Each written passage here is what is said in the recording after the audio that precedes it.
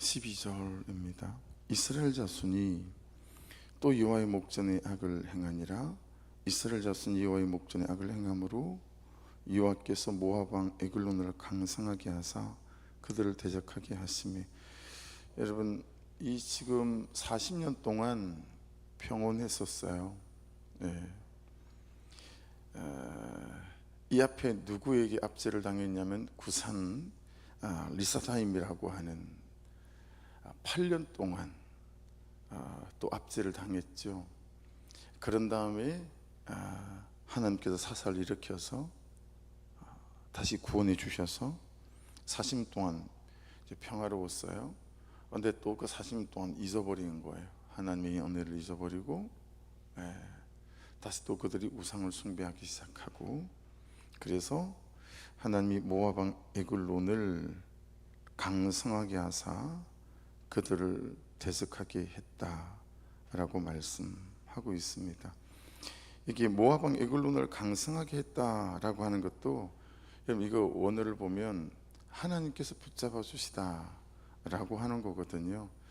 그래서 항상 그냥 자기 혼자 에글론이 강성하고 또 군대가 준비되고 그런 게 아니라, 이 모압 왕 에글론 자체도 하나님의 구속사 안에서 하나님이 붙잡아 주셔서 하나님께서 이 일 가운데 일하셨다라고 하는 것들을 말씀하는 거기 때문에 항상 40년 동안 평안했을 때도, 그리고 다시 누군가를 일으킬 때도 모든 우리의 삶의 전체와 통째로 우리가 구속사 안에 있는 여정 가운데 일부분이다 라고 항상 우리의 시선과 믿음이 열려 있어야 되겠죠. 그래서 이것은 하나님 밖에 있는 일이고 이건 하나님 안에 있는 일이고 그러지 않다 라고 하는 걸 다시 한번 우리가 잘 기억해야 될 것 같아요. 13절 보십시오. 에글론이 암몬과 아말렉 자손들을 모아가지고 와서 이스라엘을 쳐서 종려나무 성읍을 정령한지라. 종려나무 성읍, 그러니까 아실만하죠. 여리고 성을 말합니다.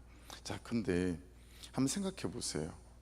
출애굽을 시작해서 비록 그들이 40년을 수르 강렬을 가데스 바네아에서 순종하지 않아서 돌다 1세대가 다 광야에서 자빠지고, 마지막에 2세대들을 이제 이끌고 모압 평지에서 모세스 선생님이 그들을 가르치고, 그리고 느보산으로 올라가시고 이제 여호수아가 리더십을 받아서 요단강을 건너갈 때, 여러분, 요단강이 말리 올라가고 홍해가 갈라지기 그 전에 또 열지양이 있었고, 여러분, 그런 모든 장소 있죠.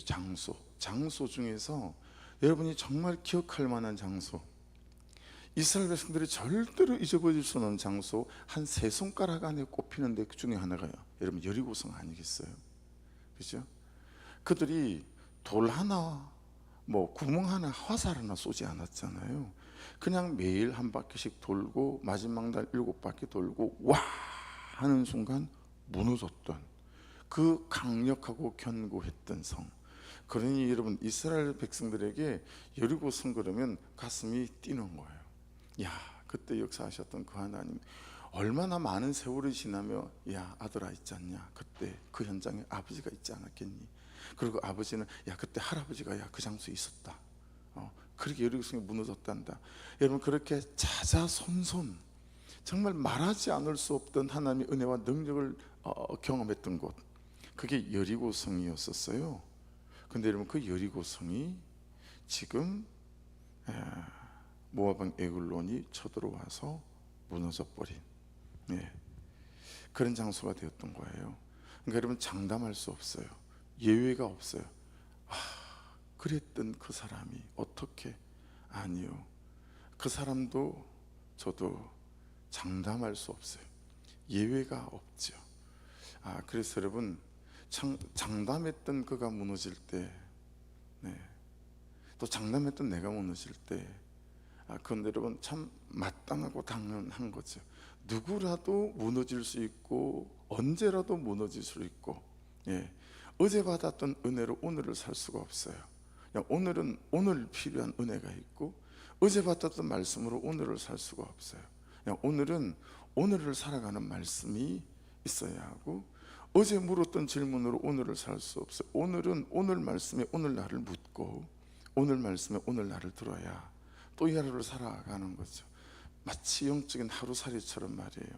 그러니까 정말 예외가 없고 장담할 수 없다라고 하는 가장 강력했던 하나님의 은혜를 경험했던, 그래서 가능하다면 제가 5년 전에 있잖아요, 제가 3년 전에 있잖아요, 여차했던 일들이 있었는데 그때 하나님께 이렇게 간섭하셨어요 라고 하는 것들은 우리 입에서 사라지고, 어제 참 제게 있는 말씀이 있었거든요.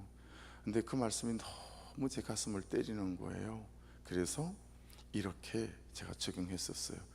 우리의 입술에서 꺼내는 우리의 간정과 우리의 슬픔과 우리의 연약함과 그리고 만져주신 이런 삶들이 그냥 어제의 삶을 나눌 수 있고, 글비전의 삶을 나눌 수 있고, 그리고 오늘의 삶을 나눌 수 있는 매일의 삶에 말씀이 있고 은혜가 있는 그런 저와 여러분 될 수 있기를 주의 이름으로 축복합니다.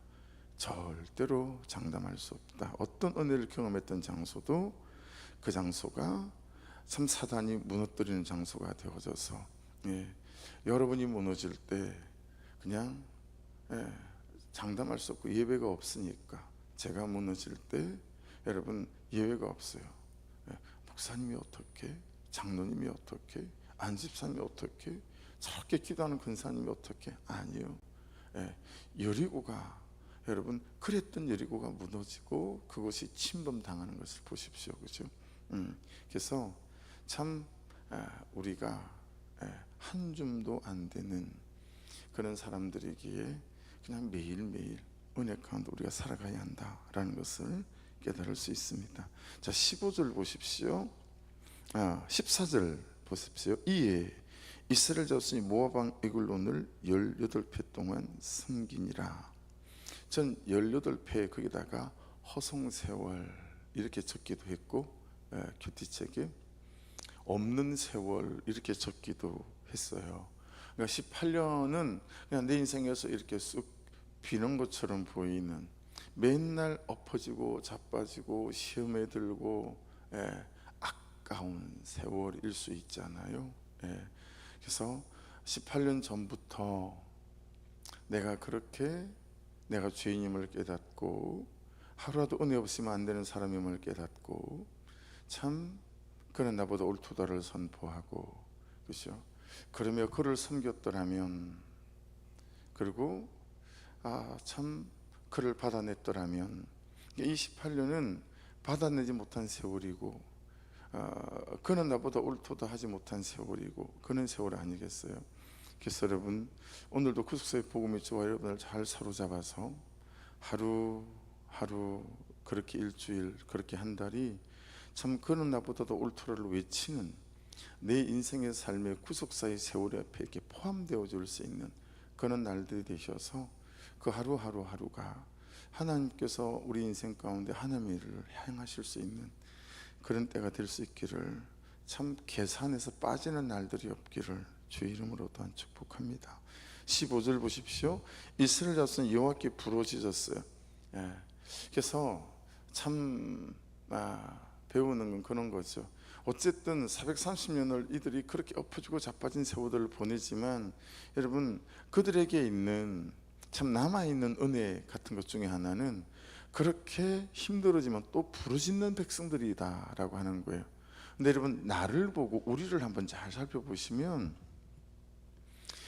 부르짖는 것도 있잖아요. 익숙해집니다. 이 부르짖는 것도 이렇게 경험이 되어져서 옛날에 부르짖었던 것이 마치 지금은 부르짖지 않으면서 부르짖는 것처럼. 그래서 여러분 제일 인생을 실패하기 좋은 사람, 우리 공부하는 학생 시절에 그런 친구들 있고, 저도 고려해 본 적 많아요. 야, 내가 공부를 안 해서 그렇지 내가 공부하기만 시작하면 너는 잘해야 라고 말하는 친구들이 항상 주변에 있었고, 가끔 저도 그랬던 것 같아요. 내가 하기만 하면, 여러분 근데 하기만 하면 이라고 말하며 평생 그 어떤 사건과 그 어떤 일들과 그 어떤 사람 때문에 부르짖지 않더라. 이스라엘 백성들이 이래도 이 사람들이 부르짖잖아요. 그리고 또 어려운 일이 생기면 부르짖잖아요. 근데 우리가 부르짖는 것조차도 그냥 기억으로 살고 추억으로 사는 경우가 허다한 것 같아요. 예. 어제 이정님이라고 하는 분, 어제 한 6분이 새로 오셨지만 그 중에 한 분하고 이렇게 길게 좀 말씀을 나눴어요. 팜스프링에 사시더라고요. 근데 그분이 말하는 그 말 중에 저하고 나이도 한 살밖에 차이가 안 나니까 우리 세대인 거죠. 초등학교 때 교회를 다니셨다는데, 목사님, 우리가 어릴 때는 정말 기도 많이 했잖아요. 교회에서도 막 기도 많이 하고 그랬거든요. 예. 여러분, 제가 신학생 때 참 주제가 넘게 매일 그냥 2학년 때는 2시간 잠에 1년을 기도를 했던 때가 있었거든요. 그러다가 총학생회실에서 기숙사로 올라가는 게 이렇게 신유관으로 올라가는 게 이렇게 언덕백이에요. 근데 교목실장님, 제 졸업하고 이분이 그 다음 총장님이 되셨어요. 정상훈 교수님이라고, 교목실장. 신학교에서 모든 예배를 주관하시는 분이 교목실장이에요. 그러니까 신학교의 목사님인 거죠. 마주쳤어요. 이분은 교회사를 가르치는 분이었거든요. 근데 주제가 넘어도 한참 주제 넘은 이 교만한 자가 목사님한테 제가 그러는 거예요. 교수님한테, 교수님, 이제 잘 아는 사이니까 기훈아 어디 올라가냐? 기숙사 들어가요. 이제 농담도 하고 그는 교수님이고 사이다 보니까 학교 좀 그때가 어려웠었어요. 교수님, 기도 좀 하세요.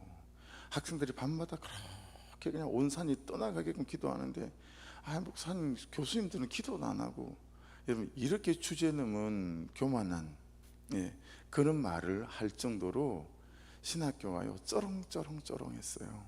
밤마다 그 뒷산에서 구석구석에서 기도하는 신학생들로 쩌렁쩌렁했어요. 오전 수업을 하고요, 점심을 포기하고 기도굴로 들어가고 가서 기도하는 사람들이 그냥 서다히 많이 있었어요. 근데 요즘 신학교에서 그는 기도하는 일이 없다는 거예요. 근데 신학교만 그래요? 목사만 그러고 전도사님만 그런 게 아니라, 여러분 우리를 잘 생각해 보세요. 제가 어릴 때는요, 교회 가면 항상 기도하는 권사님 집사님들이 누가 앉아도 몇 사람씩 앉아 있었어요. 오전에 가도 그랬고, 오후에 가도 그랬고, 밤에 가도 그랬고, 그냥 예배실 앞쪽에는 모포가 푹 쌓여있고 기도하다 주무시다 일어나서 기도하다 이런 일들이 그냥 흔했던 거죠. 근데 이런 아름다운 일들이 기도하던 사람들이 서서히 소멸되어서 가는 것 같아요. 여러분, 이들이 아무리 이랬어도 우리가 쳐다보면서 어떻게 저렇게 40년 동안 평안했으면 더 기도해야지, 또 저렇게 우상을 숭배하나? 아니요, 그들은 그래도 기도를 놓지 않았던 사람들이라는 사실을 알 수 있잖아요. 힘든 일이 생길 때. 그런 부분 안에서 참 이것도 우리로 또 깨닫게 하는 것 같아요. 자, 그때 여러분 누굴 세웠어요? 왼손잡이 에훗을 세웠어요. 여러분, 이 왼손잡이 뜻을 봤더니 무슨 뜻이냐면 오른손을 쓰지 못하는 사람이에요. 오른손을 쓰지 못해서 왼손을 쓰는 사람이에요. 근데 여러분 놀랍죠? 오른손을 쓰지 못해서 왼손을 쓰는 사람이니까, 물론 베냐민 지파 중에는 왼손잡이가 700명이다 라는 기록이 나오기도 해요. 근데 이 뜻은 뭔가 좀 부실해 보인다, 뭔가 좀 없어 보인다. 여러분들은 여러분 스스로를 어떻게 생각하세요? 난 참 괜찮은 사람이야 라고 생각하세요? 그래서 자신이 있으세요? 아니면 여러분 자신에게 자신이 없으세요? 저는 한 번도 제가 뭘 잘한다라고 생각해 본 적이 없는 것 같아요. 그래서 저는 잘하는 게 없는 사람이다 생각하니까 몸으로 때우고 시간으로 때우려고 하는 거예요. 병든 열심. 어쨌든 병든 열심. 난 그냥 열심히 안 살면 답이 없는 사람이다. 머리가 막 뛰어난 것 같지도 않고, 뭐 키가 훅 커서 외모가 뛰어난 것 같지도 않고, 그러니까 그냥 열심히 살아서 그러다 보니까 병든 열심히 아주 그냥 찌들었던 사람이었던 것 같아요. 자, 근데 여러분, 이 왼손잡이 있잖아요, 그렇죠? 이게 신체만 그런 게 아니라 어떤 사건일 수 있어요. 여러분과 제 인생에 닥친 어떤 사건 또는 내 주변에 주신 어떤 사람일 수도 있어요. 이 사람 때문에 내가 너무 곤고해요. 이게 왼손잡이는 뭔가 부족한 걸 말하는 거니까 어떤 사건 때문에 내가 부족하고 또 어떤 상처 때문에 내가 부족하고 어떤 사람 때문에 내가 부족하고 그런 환경도 있을 수 있잖아요. 근데 여러분 오른손을 쓰지 못했던 이 사람이 그 다음 뜻이 있답니다. 그 다음 뜻이 뭔지 아세요? 양손잡이라는 뜻이에요. 오른손을 쓰지 못해서 왼손으로 하는 거예요. 그래서 여러분 요즘이야 과학적으로 인지과학이 발달하고 해서 왼손잡이가 어느 영역이 발달돼서 훨씬 괜찮다. 제 조카 중에도 왼손잡이가 있는데 되게 똑똑해요. 근데 옛날에는 왼손잡이 그러면 죽어도 오른손으로 젓가락을 들어야 돼요. 핍박을 받으면서 계속 왼손잡이는 뭔가 부실한 사람으로 어른들이 생각을 했던 적이 있었잖아요. 그렇죠? 그래서 막 나무랬어요. 오른손으로 박불하고. 그래서 오른손으로 막 젓가락질을 배워야 하는. 여러분 뭔가 부실한 것 같고 모자라면 왼손잡이일 수 있으나 그 사람을 하나님께서 양손잡이로 만들어 주셨어요. 여러분 부실하고 연약한 것이 하나님을 찾는 강점이 되셔서 오히려 영적으로 육신적으로 양손잡이 되어져 가시는 은혜가 있기를 주의 이름으로 축복합니다. 그러니 생각을 바꿔야죠. 난 이렇게 부실하게 만들어 놓으셨을까 말하고만 안 되고 하나님이 나를 양손잡이로 만드시려나 보다. 할렐루야. 그리 생각하고 은혜로우신 그분 앞에 우리를 가져가실 때 하나님께서 우리를 세워가시는 산 은혜가 있을 줄 믿습니다. 자 16절에 좌우에 날선 칼 박스 치십시오. 에웃이 길이가 한 규빗, 한 규빗은 어제죠? 손끝에서 여기 팔목까지니까 45cm 정도 되거든요. 좌우에 날선 칼. 그리고 여러분 어디로 가보시냐면 22절로 가보세요. 얼마나 이게 좌우에 날이 서 있었냐면 칼자루도 날을 따라 들어가서 그 끝이 등 뒤까지 나갔고 그가 칼을 그의 몸에서 빼내지 아니하였으므로 기름이 칼날에 엉겼더라. 여러분 잘 보신 적이 있으세요?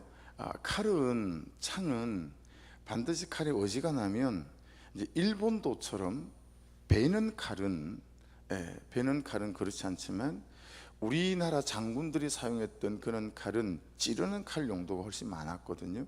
그런 찌르는 창이나 칼은 반드시 칼에 홈이 나 있습니다. 왜냐하면 찔렀을 때 기름이 엉겨가지고 빼낼 때도 잘 빠지도록 그렇게 홈이 나 있어요. 그런 용도로 만들었거든요. 이 칼이 얼마나 좌우에 날이 서 있잖아요. 등 뒤까지 그냥 손잡이까지 쑥 들어갈 정도로. 그러니까 저는 말씀을 전하는 사람이니까 설교의 말씀의 좌우에 날선 금이 돼야 되겠죠. 우리 모두는 말씀을 가지고 사는 사람이니까 여러분 이 말씀을 가지고 살아가는 우리 안에 우리의 믿음이 좌우에 날선 칼 같아야 되는 거죠. 우리의 믿음이 좌우에 날이 서 있는 우리의 믿음이 너무 둔한 거예요. 뭉툭한 거예요. 우리 쪽 쓰레기장 옆에 있는 창고에는 그냥 자주 쓰는 공구들이 쭉 걸려 있거든요. 삽은 삽대로 걸려 있고 뭐 괭이는 괭이대로 걸려 있어요. 그 중에 낫이 4개가 있는데요. 낫이 전부 다 이빨이 다 빠져 있어요. 좋은 걸 사서 쓰지 않으니까 무쇠를 쓰지 않고 그냥 가벼운 싼 걸 몇천 원 하는 이런 걸 사서 쓰다 보니까요. 그냥 아카시아 같은 거 몇 개만 툭툭 치면 이빨이 툭툭툭툭 다 빠져요. 그거 지금 그냥 예리한 게 필요가 없으니까. 근데 내 믿음이 그렇다라고 생각해 보세요. 내 믿음이 아무것도 못 찔러, 아무것도 못 잘라. 그냥 어떤 조금만 무거운 사건이나 힘든 사건이 오면 그냥 나자빠지는 거죠. 믿음으로 찌르고 믿음으로 막 베고 그럴 수 없는 거죠. 그래서 여러분 오늘 아침에 기도하실 때는 하나님 제가 제 믿음이 제 예배가 제 기도가 제 큐티가 좌우에 날이 쓴 칼 같은 그런 은혜가 있게 도와주셔서 내 삶 속에서 이런저런 말이 부딪히고 사람의 태도가 부딪힐 때 그 태도를 충분히 넘어설 수 있을 만한 좌우에 날선 좀 칼 같은 금이 될 수 있도록 은혜를 부어주십시오 라고 기도할 만한 그런 기도의 제목이 될 수 있잖아요. 그래서 참 내 믿음이 내 기도가 저희 날선 금같이 되어진 은혜를 부어 주십시오. 해야 될 것 같아요. 27절로 좀 넘어가 볼게요. 중요한 것 몇 가지만 말씀을 나누죠. 자, 보세요. 그가 이르러 에브람 산지에서, 자, 이제 이 왼손잡이 사사, 양손잡이가 된 사사 에웃이 어떻게 했는지 보세요. 1번, 나팔을 불었어요. 나팔을 불었어요. 여러분, 나팔을 부는 이유는 뭐예요? 모든 사람 이스라엘 백성들에게 이제 불러 모으는 거잖아요. 묵상해 봤어요. 목사로서 내가 교회에서, 아버지로서 내 가정에서 나팔을 분다는 건 어떤 의미일까? 저는 이렇게 결론이 져졌어요. 삶이지 않을까? 여러분, 다른 사람들이 나를 어떻게 알겠어요? 여러분들을 금촌 한복판에 갖다 놓으면 여러분들을 사람들이 어떻게 알겠어요? 그렇죠? 근데 여러분, 내 주변의 사람들이 서서히 나를 어떻게 알아가겠어요? 내 태도와 내 삶을 통해서 알아갈 수 있겠죠. 나팔을 분다는 얘기는 저는 삶이겠거니 이렇게 깨달아지고 묵상이 되어지고 적용이 되어졌어요. 먼저 나팔을 불었어요. 여러분, 나팔을 불면 누가 부르는지 보지 않겠어요? 근데 왼손잡이에요. 왼손잡이. 맨날 뭐 하나 부족하다 없다 그래가지고 신세 타령이나 하고, 만날 그냥 뒤에 추쳐져가지고 누구 원망이나고 불평이나 하고, 그런 에웃으로 이스라엘 백성들에게 알려졌다면 그 사람이 나팔을 부를 때 뭐였겠어요? 근데 다 알아, 다 알아. 왼손잡이였다는 거 다 알아. 그가 부실했다는 걸 다 알아. 그가 참 좋지 못한 부모 밑에 자랐다는 사실을 알고, 그가 참 어려운 상황 가운데 있었다는 사실을 다 아는데, 그 사람이 그 삶의 자리를 너무 성실하게 잘 감당해내더니 어느 날부턴가 양손잡이가 돼버린 거예요. 그런 에웃이 나팔을 부니까 다 모이는 거예요. 맞아, 저 사람은 부실하지만 하나님이 함께 하시는 사람이었어 라고 하는 거죠. 그래서 여러분, 마지막에 사람들이 찾아올 수 있는 사람이 되는 게 참 중요한 것 같아요. 그가 정말 힘들 때, 여러분, 힘들 때 생각나는 사람이 있어요. 그죠? 내가 참 이렇게 넘어지고 자빠졌는데, 그래서 그는 생각해요. 하나님이 나를 받아내시지만 우리 성도들이 나를 받아내줄 수 있을까? 나는 우리 성도들을 받아내고 있는 사람인가? 이런 어떤 묵상을 할 때가 있었던 것 같아요. 그러니까 여러분, 참 예수 그리스도가 우리를 온전히 받아내셔서 우리를 구원으로의 이 초청을 거절하지 않으신 분인 거잖아요. 그래서 여러분, 참 이랬던 우리가 하나님 때문에 구원받은 백성이 되어져 온 것처럼, 우리의 태도도 삶 또한, 성품과 말하는 것 또한 우리가 구원받은 것처럼 이 태도도 구원받아가고 우리의 어떤 삶도 구원받아가는 그런 날마다의 은혜가 더해질 수 있기를. 그래서 여러분들이 나팔을 부시면 다 결정적인 순간에 여러분에게 와서 기도를 부탁하고, 여러분 앞에 와서 울고, 여러분 앞에 와서 그 삶의 무거움을 토로하며, 집사님 저 어떻게 해야 될까요? 라고 물어가는 그런 인생이 되어져 가시기를 주의 이름으로 축복합니다. 자, 두 번째 보세요. 그래서 이스라엘 자손이 그를 따라 내려왔대요. 그렇죠? 그게 맞죠? 여러분, 세 번째 뭐예요? 에웃이 앞서가며, 야, 너 먼저 가. 그러지 않았어요. 에웃이 앞서갔어요. 여러분, 기도도 앞서가시고 헌신도 앞서가시고 섬김도 앞서가셔서 그런 데서 제발 뒤에 서지 않기를 주의 이름으로 축복합니다.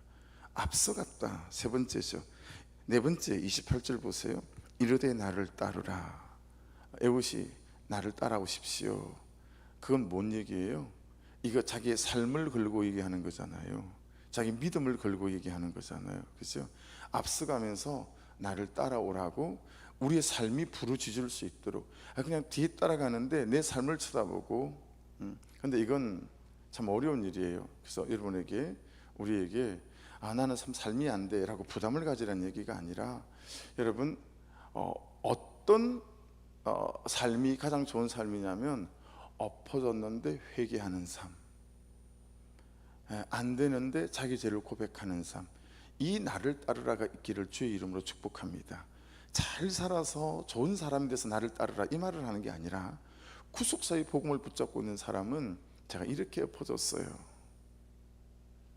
그래서 그가 또한 엎어졌을 때 말씀 앞에 회개할 수 있는 사람, 믿을 수 있게 하는 거, 그게 가장 좋은. 내가 망했어요. 근데 이 망한 중에 남편이 원망스러운 게 아니라 너무 내세가 보이는 거 있죠. 이게 여러분 나를 따라오게 만드는 삶입니다. 그래서 목장 안에서 나눌 때 안 되는 삶, 실패한 삶을 나눌 때 훨씬 많은 사람들이 나를 따라옵니다. 훨씬 많은 사람들이. 그래서 은근히 나를 자랑하는 게 저의 특기였는데 그 은근히 나를 자랑하는 게 여전히 좀 남아 있죠. 근데 그 물이 조금씩 빠져나가야 되지 않겠습니까? 그렇죠? 그리고 자꾸 제가 제 실패를 자랑하는 거죠. 이게 여러분 따라오게 만드는 삶이다라는 거 잘 유념하셔야 됩니다. 그 다음 보십시오. 그 다음 모압 맞은편 요단강 나루를 장악하여 한 사람도 건너지 못하게 하였고. 가장 안 되는 걸 지금 생각해 보십시오. 가장 안 되는 거, 가장 아내에게 못하는 거, 남편에게 가장 못하는 거 생각해 보십시오. 완벽하라라고 말하는 게 아니라, 완벽하게라고 말하는 게 아니라, 여러분 우리는 항상 그 어떤 거 하나 때문에 우리의 믿음이 무너져요.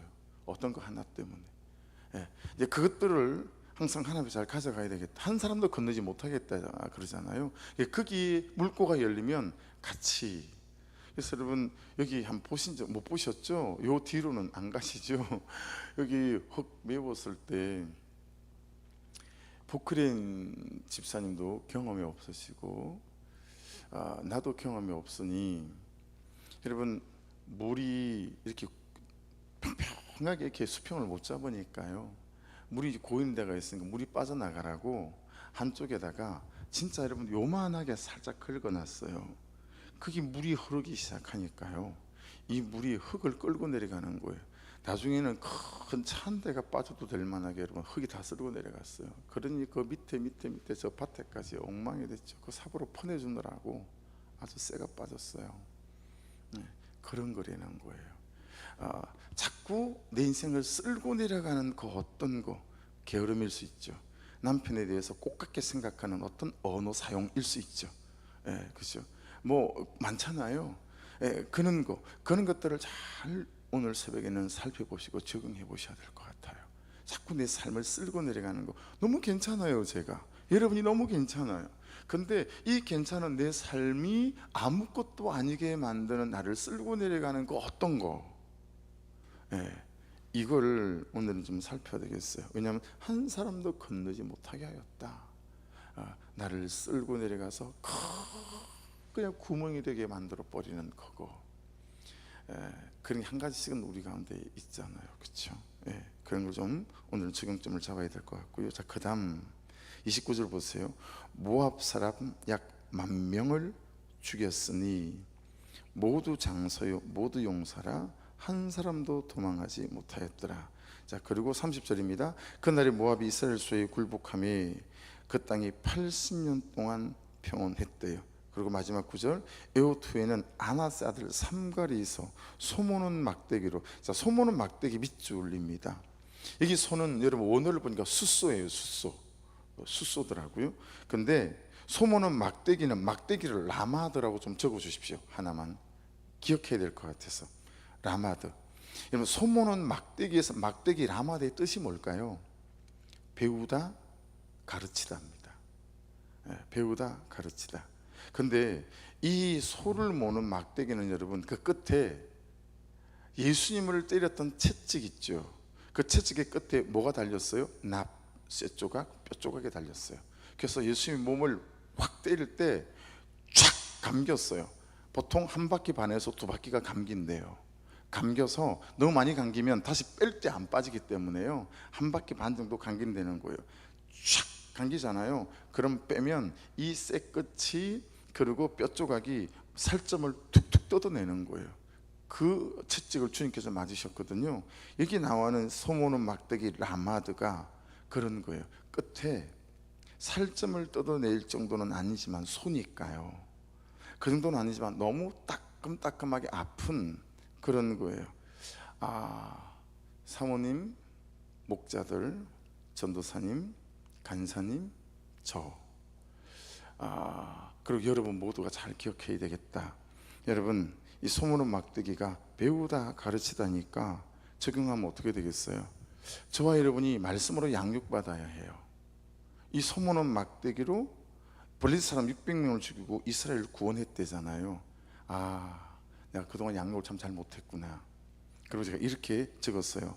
아프게 양육받아야 되는 거구나. 숙제를 덜어내주고, 그리고 괜찮아요. 숙제 못하시면 참여라도 하세요. 이게 옳지 않구나. 아프게 양육받아야, 이게 죄를 몰아내고 죄와 싸우고 현실과 싸울 수 있는 사람이 되어지는 거구나. 그래서 여러분, 우리 교회가 아프게 양육시키는 교회고 우리 각자가 아프게 양육받는 사람이 되어서야 되겠다. 쉽게 그냥 저 싱크 양육했어요, 저 학신반 했어요, 이름만 남아있는 거 말고요. 진짜 힘들었어요. 그거 하는 동안 10조 죽는 줄 알았어요. 근데 그 양육이 저를 살렸어요. 이게 맞구나. 이게 제 책상에다가 평생 붙여놔야 될 말씀 중에 한 개가 됐어요. 소문은 막대기란 이 의미가. 그래서 이 코스는 어려워요 이래서가 아니라 이 소문은 막대기, 이 쇠 끝으로 살점을 찌를 수 있는 이 정도가 돼야 한 사람 한 사람이 말씀의 사람으로 양육되어질 수 있겠구나. 이런 부분 안에서 저를 정신이 좀 번쩍 들게 만드는, 저는 그렇게 또 양육받아가고 말씀 앞에 또 그렇게 말씀으로 양육해가는, 그게 맞다라고 하는 것을 깨닫게 되었어요. 여러분, 묵상하실 때 설렁설렁 안 하는 것보다 100번 낫지요. 그러나 항상 적용점을 찾아보시고 삶으로 가져가 설렁설렁 다니는 신앙생활이 아니라 정말 말씀 앞에 참 머물고 그 말씀이 뭐라고 말씀하시는지 귀담아 듣고 삶으로 가져가는, 그렇죠? 그런 은혜가 저와 여러분에게 있기를 주의 이름으로 축복합니다. 그래서 오늘 370편 찬송을 드렸잖아요. 제가 2절을 에웃의 찬양 이렇게 이름을 붙여봤어요. 2절을 보세요. 그 두려움이 변하여 내 기도 되었고 전날의 한숨 변하여 내 노래 되었네. 할렐루야. 나는 하나님의 왼손잡이에요. 저는 왜 이렇게 부실해요? 두려웠어요. 근데 그게 기도가 됐어요. 에웃에. 맨날 한숨이 나요. 근데 그게 뭐예요? 그게 에웃의 노래가 되었겠죠. 양손잡이가 됐겠죠. 이 새벽에 저하고 여러분하고 부실한 게 많아요. 그렇죠? 참 들킨 죄도 있고 안 들킨 죄도 있고 공고한 것들이 있어요. 그래서 하나님, 이 부실한 왼손잡이 에웃 같은 제가 주의 은혜 가운데 말씀 안에서 하나님 날마다 또 이 하루를 이겨가고 또 내일 자빠져도 또 하루를 이겨가며 참 주의 은혜를 노래하고 자랑할 수 있는 인생 되게 도와주옵소서. 그렇게 기도하고 또 잃어버린 거예요. 아침에 월요일 되니까 되게 피곤해가지고 휴대폰 꺼내십시오. 한 번이라도 꼭 읽어서 기도하시고 28번 기도 제목은 주인이 바뀌게 도와주십시오. 29번 저기 안빌라 위해서 기도해 주시고, 그렇게 오늘 기도 제목 업그레이드해서 다시 여러분 개별적으로 한 분 한 분에게 기도 제목을 좀 보내드리도록 하겠습니다. 우리 주의 한번 부르고 같이 기도하시고, 여러분 이번 주간 한 주중을 넘어서서 우리 교회가 이러이러해요 사정이, 목사님 좀 도와주십시오. 이제 그런 게 주시는 마음과 말씀을 따라 그렇게 좀 또 찾아가는 일이 이번 주 주중 넘어서서 다음 주까지 있을 것 같아요. 특별히 그 기도 똑같이 해주시길 부탁드리고 큰 사랑 교회를 위해서도 또 기도해 주시길 부탁을 드립니다. 우리 주여 한번 부르고 같이 기도하십시다. 주여